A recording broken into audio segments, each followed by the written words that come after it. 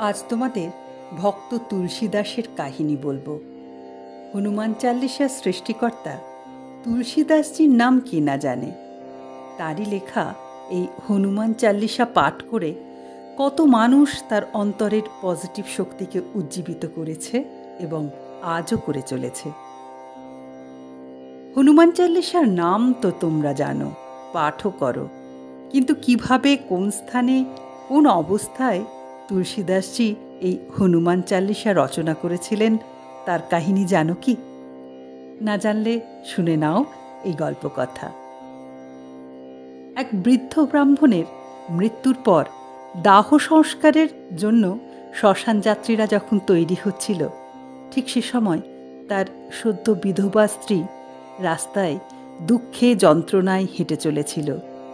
পথে তুলসীদাসজি সেই স্ত্রীকে দেখে।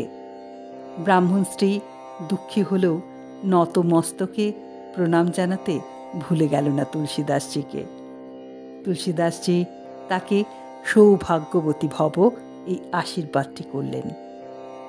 সৌভাগ্যবতীর অর্থ যার স্বামী জীবিত, কারণ স্ত্রীর কাছে সব থেকে বড় সম্পদ তার স্বামী। স্বামী তার সৌভাগ্যের কারণ। কিন্তু সদ্য স্বামীহারা স্ত্রীটি এই আশীর্বাদ শুনে দুঃখে কাতর হয়ে পড়ল। জানালো কি করে সে সৌভাগ্যবতী হবে, একটু আগেই তো তার স্বামীর মৃত্যু হয়েছে।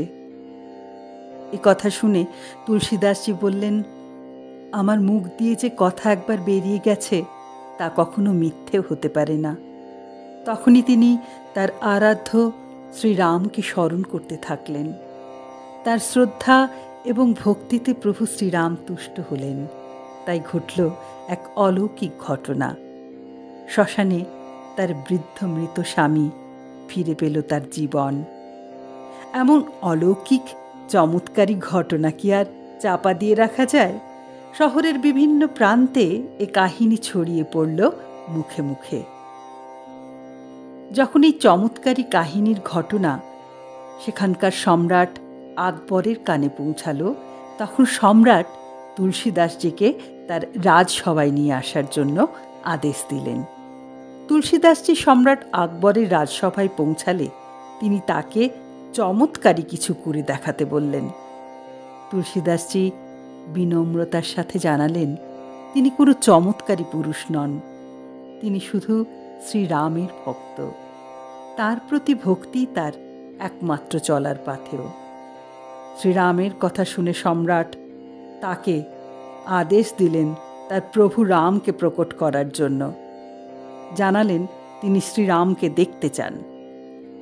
তুলসীদাসজি বললেন, শ্রীরামকে একমাত্র সেই দেখতে পাবে যার অন্তরে আছে নির্মল প্রেম, ভক্তি ও শ্রদ্ধা। এ কথা শুনে সম্রাট আকবরের মন ভরল না। ক্রোধিত হয়ে তিনি ফতেপুর সিক্রির কেলার মধ্যে তুলসীদাসজিকে বন্দি করে রেখে দিলেন। ভক্তের কাছে যত বড়ই পরীক্ষা আসুক না কেন, প্রভুকে স্মরণ করে সব পরীক্ষাতে ভক্ত শেষ পর্যন্ত উত্তীর্ণ হয়। তাই তো কথায় আছে ভক্তের ভগবান। তুলসীদাসজি বন্দি অবস্থায় প্রত্যেক দিন রাম ভক্ত শ্রী হনুমানজিকে স্মরণ করতে লাগলেন। বিভিন্ন পংক্তি রচিত হল তার প্রার্থনায়। হনুমানজির নাম জপ করতে থাকলেন তিনি। 40 দিন ধরে চলল এই রচনা। 40 দিনের মাথায় সেই শহরে ঘটল এক অলৌকিক ঘটনা। হাজার হাজার হনুমানের সেনাবাহিনী শহরের চারিদিকে ছেয়ে গেল। তছনছ করে দিতে লাগল রাজসভা। রাজপ্রাসাদের ছাদ ভেঙে পড়তে লাগল তাদের উৎপাতে। চারিদিকে দারুণ অস্থিরতা শুরু হলো। এই দৃশ্যে সৈনিকেরা ভয়ে তটস্থ। সম্রাট আকবর ঘাবড়ে গেলেন। তিনি দরবারের হাফিজদের জিজ্ঞাসা করলেন, এর কারণ কি? হাফিজরা জানালো, কারণ একটাই, ভক্তের ডাকে সাড়া দিয়েছেন ভগবান। তুলসীদাসজির ভক্তিতে হনুমানজি প্রসন্ন হয়েছেন, কারণ 40 দিন ধরে তিনি বন্দি অবস্থায় হনুমানজিকে প্রার্থনা করে গেছেন এক মনে। তাই আজ এই পরিণাম। সম্রাট আকবর তার ভুল বুঝতে পারলেন একজন ভক্তের ভালোবাসা আর শ্রদ্ধার কাছে সব কিছুই পরাজিত।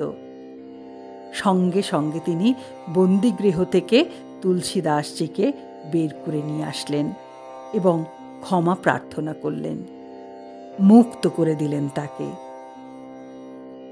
এই ঘটনা দেখে তিনি মনে মনে এতটাই প্রভাবিত হলেন যে এক ফরমান জারি করলেন। তিনি আদেশ দিলেন শ্রীরাম ও হনুমানজির অনুগামীদের কেউ যেন কোনো লোকসান না পৌঁছায়।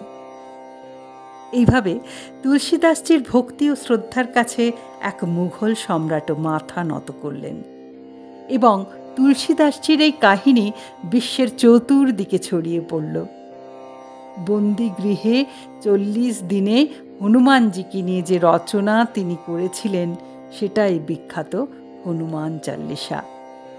একদিন বিশ্বর দরবারে সকলের হৃদয় গ্রাহী হয়ে উঠল এই হনুমান চল্লিশা। আজও মানুষ এই রচনাকে শ্রদ্ধার সাথে পাঠ করে এবং মনে অপরিসীম এক শক্তি অনুভব করে। তাহলে শুনলে তো কিভাবে রচিত হলো হনুমান চল্লিশা। ভক্তের ভক্তি যদি অটুট থাকে তাহলে ভক্ত ভগবান স্বরূপ হয়ে ওঠে, আর তখন তার মুখনিসৃত শব্দ সত্য স্বরূপ হয়ে ওঠে। তাই আমাদের সকলকে সত্যিকারের ভক্ত হতে হবে। এর জন্য একটা হৃদয়ের দরকার, শ্রদ্ধার দরকার, প্রার্থনার দরকার, অবগুণ থেকে মুক্ত হওয়ার প্রার্থনা। কেমন লাগলো আজকের গল্প? এমনই অনেক ভক্তিমূলক গল্প নিয়ে আবার হাজির হব তোমাদের কাছে। আমার গল্প ভালো লাগলে আমার চ্যানেলটা অবশ্যই সাবস্ক্রাইব করে দিও আর লাইক ও শেয়ার করে দিও। আজ তাহলে এই পর্যন্তই। জয় শ্রীরাম।